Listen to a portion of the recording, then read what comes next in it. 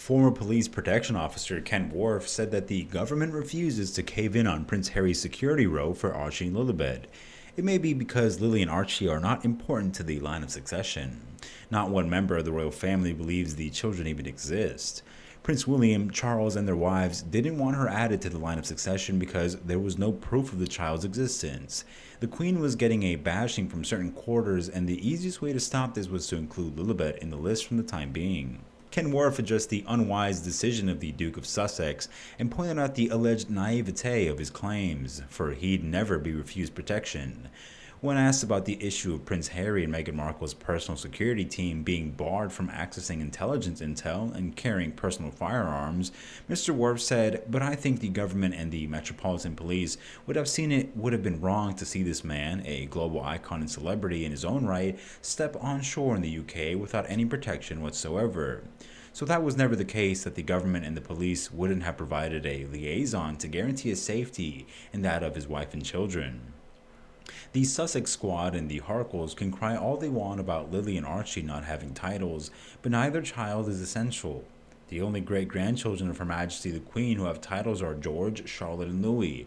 Their father, Prince William, will one day be king, and the kids having monikers now makes it easier in the long run.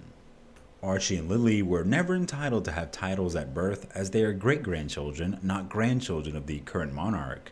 When their grandfather, Prince Charles, becomes king, they are to be given princely titles. However, given their parents' behavior, this might not happen due to the Prince of Wales' slimmed-down monarchy. The drama could have been avoided if the situation had played out differently. If Harry and Meghan had done what they said they would do and wanted to live a private life, their children would have been treated the same as the Cambridge's kids when the time came.